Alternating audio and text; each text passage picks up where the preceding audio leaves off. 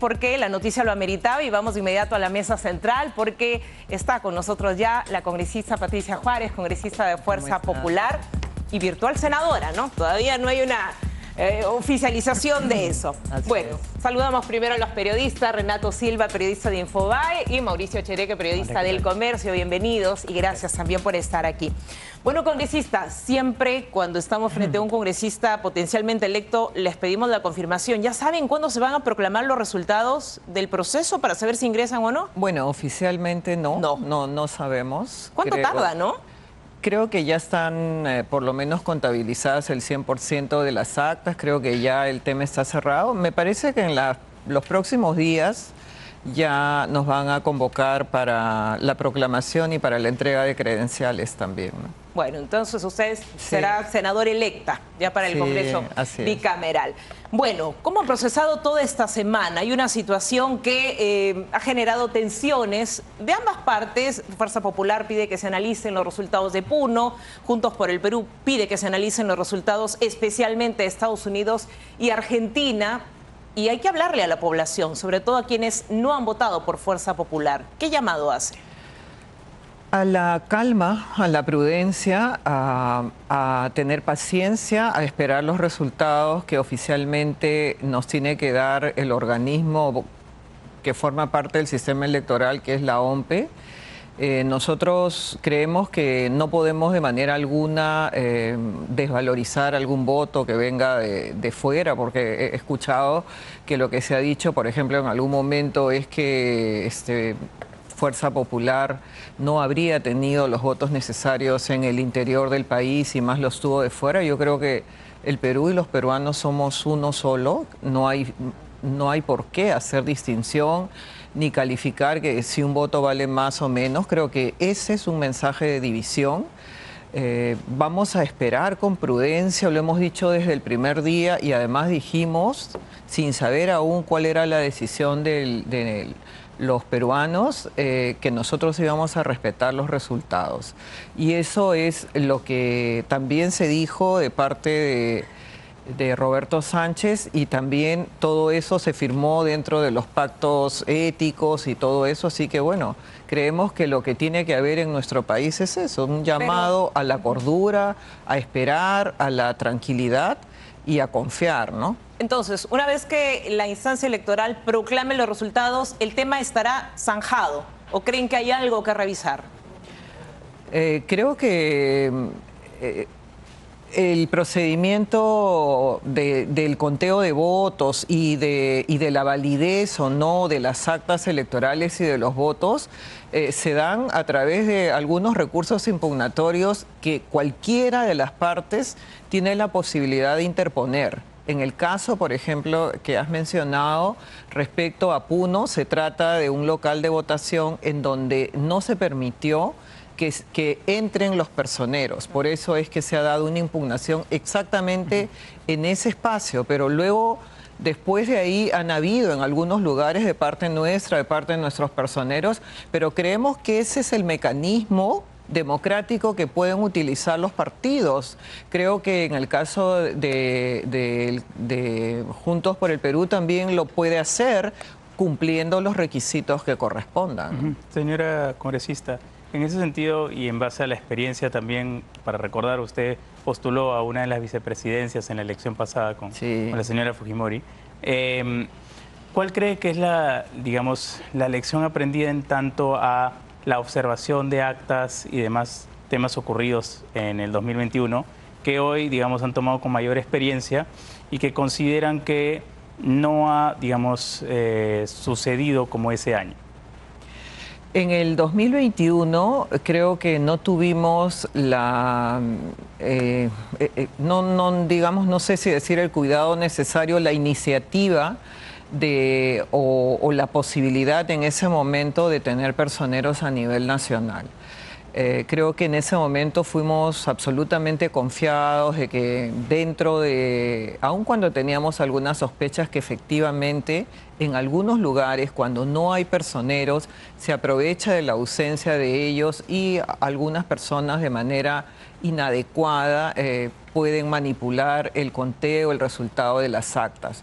Nosotros en el 2021 efectivamente notamos digamos, una proyección medio extraña porque habían lugares en donde no había absolutamente un voto o dos votos para Fuerza Popular cuando en la primera vuelta se habían comportado de manera diferente. Entonces acá lo que hemos hecho en este 2026 es tener el cuidado de ir a todos los lugares, por lo menos una gran mayoría, porque no hemos logrado el 100%, pero sí a los lugares más alejados, donde se hablan mucho de esas mesas 900, donde nosotros habíamos identificado que habían algunas conductas inusuales.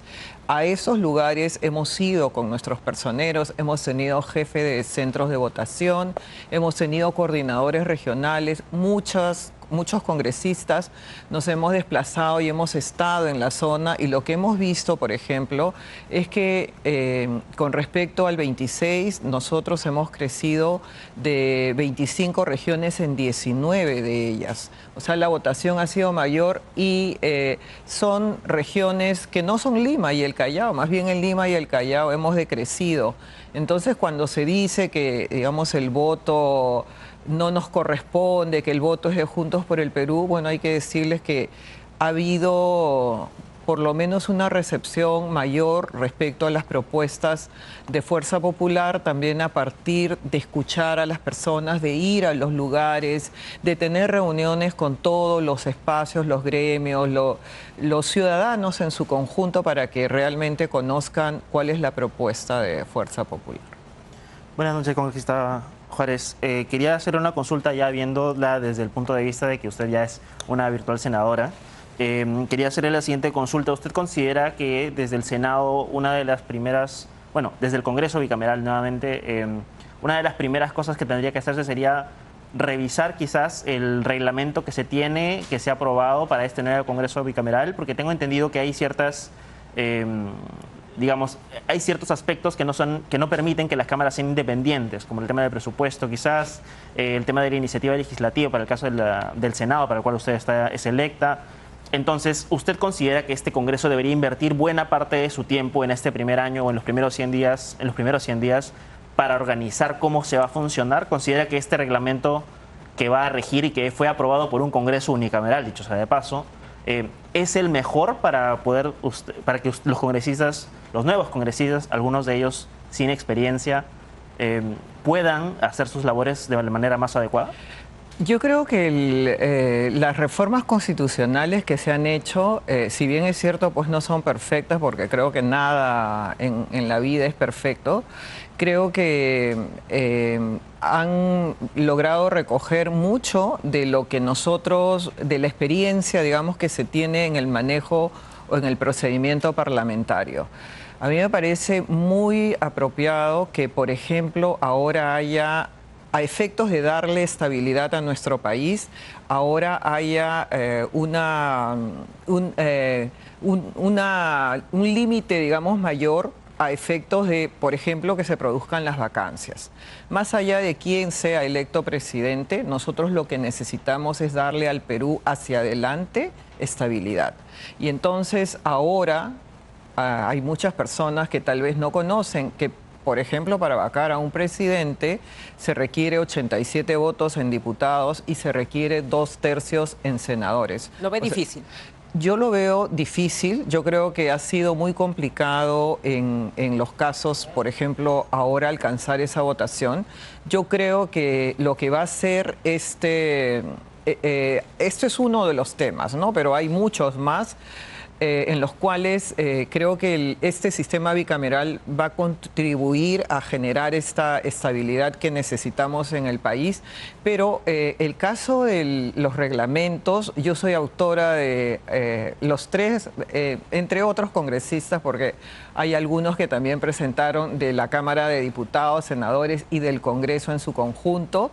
Yo creo que al igual que las reformas constitucionales, nada está escrito absolutamente inamovible, y que si en el debate propio algunos, entiendo yo que quienes ya son electos están ya tomando conocimiento, leyendo y tal vez tengan iniciativas para poder mejorar, y creo que debemos de escuchar todos, en general, quienes tenemos que decidir, porque creo que no hay nada mejor que partir de un instrumento consensuado. Entonces, si todos están de acuerdo, bueno, estupendo, ¿no? O sea...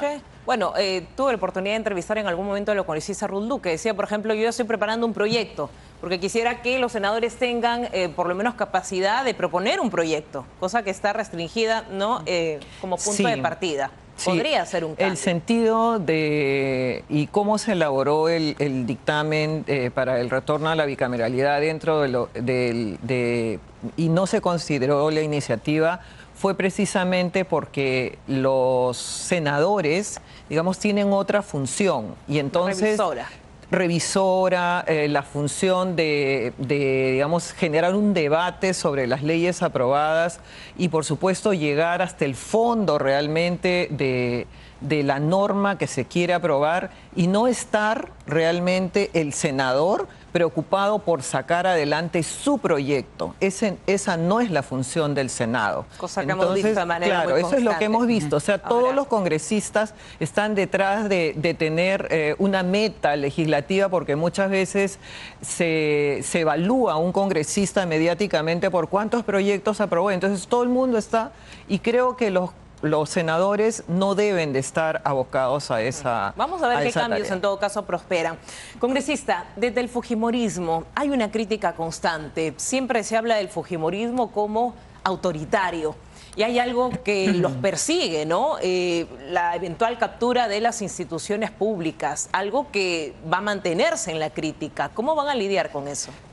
Yo creo que lo que ha ocurrido, Patricia, es que durante todo este tiempo ha habido una comunicación sistemática en donde se nos ha a nosotros adjudicado un poder que realmente no tenemos. Nosotros hemos sido de inicio 24 congresistas en el año 2021 de 130. Y durante ese tiempo, estos 5 años, se ha logrado elegir a miembros del Tribunal Constitucional, se ha logrado también designar a los miembros del Consejo del Banco Central de Reserva. O sea, hemos tenido algunos, digamos, logros que se han dado durante ese tiempo, pero eso no es responsabilidad exclusiva o una adjudicación absoluta a Fuerza Popular. Niega que sean autoritarios. Pero por supuesto que no, o sea, nosotros... Niega que exista una captura de las instituciones ¿Cómo públicas? podríamos nosotros ser autoritarios cuando no hemos tenido jamás mayoría en el Congreso? Ahora somos 20 y creo que 19 con la renuncia de una congresista hace muy poco, y la verdad es que nosotros con 19 votos no aprobamos absolutamente nada solos, en absoluto. Pero tenía mucho margen de negociación, ¿no? Bueno, nosotros, digamos, tenemos algo más de experiencia política. Los jóvenes, por ejemplo, que están ahora, que son congresistas actuales, y muchos reelectos han trabajado antes en el Congreso, tal vez tienen un poco más de experiencia, pero eso no significa que nosotros podamos por sí mismos aprobar ese tipo o digamos de disposiciones, o aprobar una reforma constitucional, ni siquiera una ley orgánica en absoluto. Entonces yo creo que siempre ha habido unos clichés que se han puesto, siempre se ha estigmatizado, digamos, a Fuerza Popular, y entonces siempre se ha dicho ellos son los que hacen, ellos son, y la verdad es que algunas veces hemos pensado que si hubiéramos tenido el poder que se nos adjudica, la verdad es que el país no estaría como está en ese momento, ¿no? Congresista, en ese sentido, ¿qué autocrítica podría ser de la performance de su bancada, la bancada que ha integrado en estos últimos 5 años, sobre todo en torno a leyes que la propia candidata Fujimori ha dicho que podría llevar al TC, que son las famosas leyes con iniciativa de gasto, ¿no? Que algunos legisladores de su bancada han apoyado en votaciones? Sí. En ese sentido, por ese lado, si hay alguna línea de autocrítica. Y también otra que ha surgido en las últimas semanas a propósito del contrincante en la segunda vuelta, de que el fujimorismo no votó por su inhabilitación, la inhabilitación de Roberto Sánchez, como sí lo hizo en el caso, por ejemplo, de Betsy Chávez. Sí, en el caso de las normas con iniciativa de gasto, yo he sido una absoluta crítica de eso siempre en cada uno de los espacios en donde se han presentado, en cada una de las sesiones. Siempre he señalado que el Tribunal Constitucional realmente abrió una puerta que ha sido imposible de cerrar durante todo este tiempo. Nosotros, cuando hemos tenido oportunidad de manera formal de dirigirnos a los presidentes en funciones, a los presidentes del Consejo de Ministros, siempre les solicitamos que presenten una norma una iniciativa ante el Tribunal Constitucional de tal manera que podamos cerrar esa puerta. Es cierto que algunos miembros de mi bancada han presentado también esas normas con iniciativa de gasto, como por ejemplo los casos de los CAS, que había que pasarlos al régimen 728, y así ha habido un festival inacabable. Yo creo que eso tiene que terminar. O sea, nosotros hemos hecho el llamado en innumerables oportunidades y ninguno de los presidentes del Consejo de Ministros que ha pasado a lo largo de este tiempo accedió a nuestro pedido. Parecía que tenían mucho temor de enfrentarse a los congresistas, porque obviamente ese es el gran problema de un gobierno que no tiene el respaldo de una bancada en el Congreso. Entonces, esto ocurrió durante todo este tiempo. Yo espero que esto termine, porque definitivamente nosotros, el Congreso, y además no entiendo cómo fue esta interpretación del Tribunal Constitucional cuando la Constitución es absolutamente clara, cuando señala que el Congreso no tiene iniciativa legislativa. Y su interpretación fue sí, pero para este año no, pero para el siguiente sí. La verdad es que minado, ¿no? yo sí creo que ahí se equivocaron mucho. Sí. ¿Y lo de Roberto Sánchez? Sí.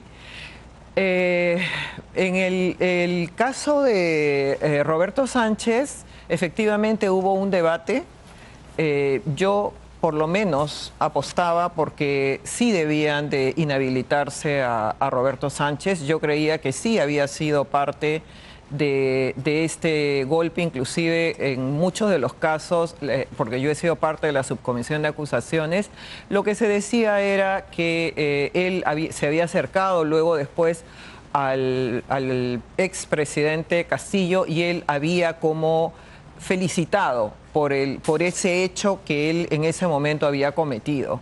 Pero la verdad no entiendo cuál fue la razón por la cual a él se le exculpó, pero yo sí creo que él participó activamente en el golpe, ¿no? Congresista, quería hacerle una consulta.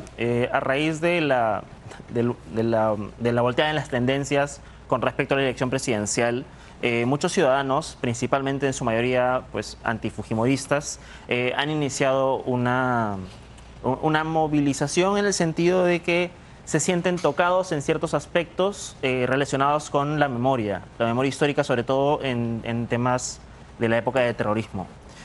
Uno de los lugares a los cuales ellos están impulsando a que la gente vaya es el lugar de la memoria, un lugar que el fujimorismo mismo ha criticado en varias oportunidades y que su compañera de bancada, la congresista Moyano, incluso ha intentado que se intervenga, que se modifiquen las líneas museográficas.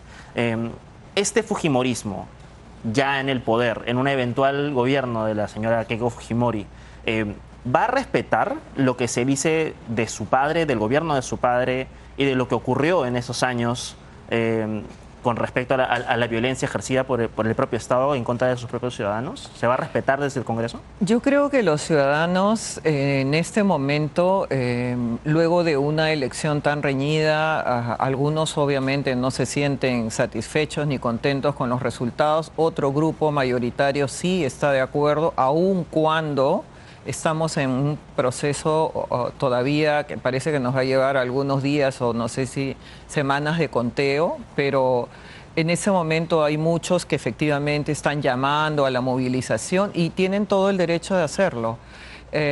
Creo que a nadie se le puede, especialmente eso es lo grato que vivimos en nuestro país, de tener un sistema democrático que nos permita poder expresarnos, que nos permita participar en elecciones, competir. Creo que esta es parte de algo que nosotros no estamos apreciando en nuestro país, y es la libertad que tenemos para poder expresarnos. Yo creo que los ciudadanos tienen absoluto y pleno derecho a expresarse de esa manera, a hacer marchas. De respeto, ¿no? Claro, en absoluto respeto, y nosotros y todos creo que debemos de respetar también esas expresiones que son inclusive contrarias, ¿no? Muy bien, claro, congresista Patricia Juárez. Bueno, tenemos que dejarlo ahí. Gracias por su participación en Mesa de Prensa, y vamos a estar atentos entonces a los resultados, que sí, van a demorar posiblemente semanas. Muy amable. Vamos a una pausa en Mesa de Prensa. Regresamos.